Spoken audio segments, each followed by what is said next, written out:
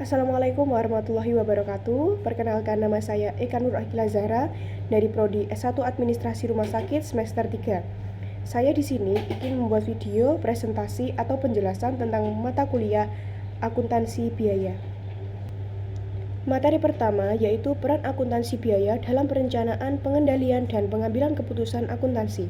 Akuntansi biaya adalah proses pengumpulan, pengukuran, analisis, dan pelaporan informasi biaya produksi yang berperan penting dalam perencanaan, pengendalian, dan pengambilan keputusan dalam perusahaan. Fungsi utamanya yaitu meliputi penentuan harga jual, pengendalian pengeluaran, evaluasi kinerja, dan perencanaan produksi. Akuntansi biaya menggunakan berbagai metode seperti biaya variabel, biaya tetap, ABC, dan standar untuk menyesuaikan dengan kebutuhan produksi yang berbeda. Siklus akuntansi biaya mencakup identifikasi, pencatatan, pengalokasian perhitungan biaya, biaya produksi, dan pelaporan untuk memberi wawasan manajerial. Akuntansi biaya diterapkan di berbagai sektor termasuk manufaktur jasa, konstruksi kesehatan, pendidikan, dan sektor publik, guna meningkatkan efisiensi dan pengelolaan anggaran. Di sektor bisnis, ini sangat membantu dalam pengambilan keputusan strategi serta menjaga keberlanjutan perusahaan dengan menyediakan data biaya yang akurat dan relevan untuk setiap proses di dalam bisnis. Materi kedua yaitu klasifikasi biaya sebagai alat evaluasi biaya adalah pengorbanan ekonomi yang diukur dengan nilai uang yang dikeluarkan untuk memperoleh barang atau jasa yang diharapkan memberi manfaat di masa depan. Objek biaya mencakup produk, layanan, departemen, pelanggan, dan aktivitas yang biayanya diakumulasi dalam akuntansi. Biaya diklasifikasikan berdasarkan perilaku tetap, variabel, campuran, fungsi, produksi, non-manufaktur, pertanggungjawaban, terkendali, dan tidak terkendali.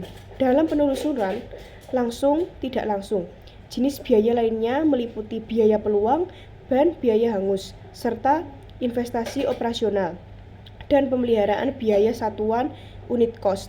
Dihitung dengan membagi total biaya dengan jumlah unit produksi yang dapat digunakan dalam penyusunan anggaran dan penetapan tarif.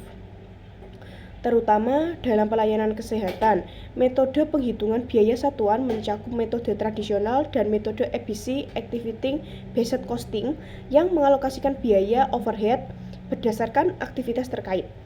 Biaya satuan membantu mengukur kinerja dan efisiensi dalam berbagai sektor, termasuk kesehatan, untuk menentukan tarif layanan, dan memastikan penggunaan sumber daya yang optimal. Materi ketiga yaitu kategori biaya di instansi kesehatan pemerintah dan swasta. Perbedaan biaya antara rumah sakit pemerintah dan swasta meliputi penetapan tarif, struktur biaya, dan tujuan institusi. Rumah sakit pemerintah menetapkan tarif lebih rendah dengan subsidi untuk meningkatkan kesehatan. Sementara rumah sakit swasta menetapkan tarif berdasarkan analisis biaya dan orientasi profit. Dalam struktur biaya, rumah sakit pemerintah memiliki overhead tinggi dan subsidi investasi, sedangkan rumah sakit swasta menanggung semua biaya sendiri. Dalam pengelolaan anggaran, sumber pembiayaan rumah sakit pemerintah berasal dari dana publik untuk layanan kesehatan yang merata. Sementara swasta mengandalkan pendapatan dari layanan dengan tujuan profit. Anggaran di rumah sakit pemerintah lebih transparan dan diatur secara politik, sementara di swasta lebih rahasia dan fleksibel. Pengelompokan biaya rumah sakit mencakup biaya operasional, termasuk tenaga kerja, utilitas, pemeliharaan, biaya investasi, peralatan medis, gedung, dan biaya lain-lain. Pajak asuransi. Ada berbagai jenis pengelompokan termasuk biaya langsung atau biaya tidak langsung, biaya tetap, variabel, dan kontrol dan non-kontrol. Pengelompokan ini membantu manajemen dalam akurasi laporan keuangan, identifikasi area yang perlu perbaikan, pengambilan keputusan, dan efisiensi anggaran. Materi keempat yaitu akumulasi biaya di pelayanan kesehatan. Akumulasi biaya adalah proses pengumpulan biaya dalam penyediaan layanan kesehatan, mencakup biaya langsung seperti gaji tenaga medis, obat-obatan, dan tidak langsung seperti administrasi, utilitas. Tujuan utamanya meliputi penetapan tarif, evaluasi kinerja, perencanaan anggaran, dan mendukung pengambilan keputusan. Metode yang umum digunakan adalah metode tradisional dan activity based costing atau ABC. Metode tradisional mengalokasikan biaya berdasarkan jumlah hari rawat inap yang sederhana namun kurang akurat untuk rumah sakit modern dengan kompleksitas layanan tinggi. Sebaliknya, EBC menggunakan atau mengalokasikan biaya berdasarkan aktivitas spesifik seperti pendaftaran pasien atau operasi, sehingga lebih akurat dan mendukung keputusan manajemen. Tahapan akumulasi biaya meliputi identifikasi biaya, pengumpulan data, pengelompokan alokasi, dan perhitungan total. Tantangan dalam akumulasi biaya termasuk kompleksitas layanan, variabilitas biaya, dan keterbatasan sistem informasi. Manfaatnya adalah mendukung keputusan manajemen yang lebih baik, meningkatkan efisiensi, transparansi, dan kualitas pelayanan. ABC lebih cocok untuk rumah sakit modern karena mampu memberikan alokasi biaya yang lebih tepat, mengidentifikasi aktivitas bernilai tambah, serta mendukung peningkatan kualitas dan efisiensi pelayanan.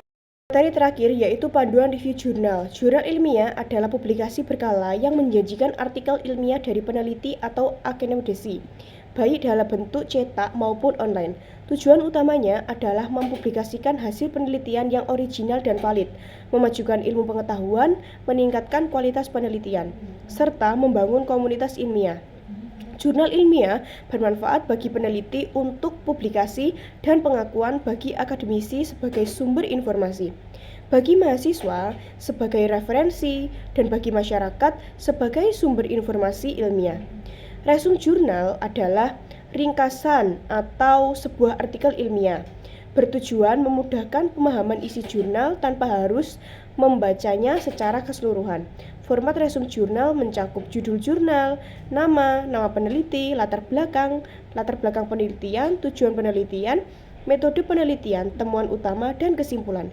Cara membuat resume jurnal meliputi 1. Menyusun dalam bentuk tabel untuk memudahkan pembacaan. Kedua, meringkas dengan bahasa sendiri, memastikan pemahaman dan kejelasan tanpa menyalin langsung. Yang ketiga, menjaga akurasi informasi untuk mencerminkan isi jurnal dengan tepat. Yang keempat, menggunakan gaya bahasa yang baku dan akademis, menghindari bahasa gaul atau informal. Terima kasih, saya akhiri. Wassalamualaikum warahmatullahi wabarakatuh.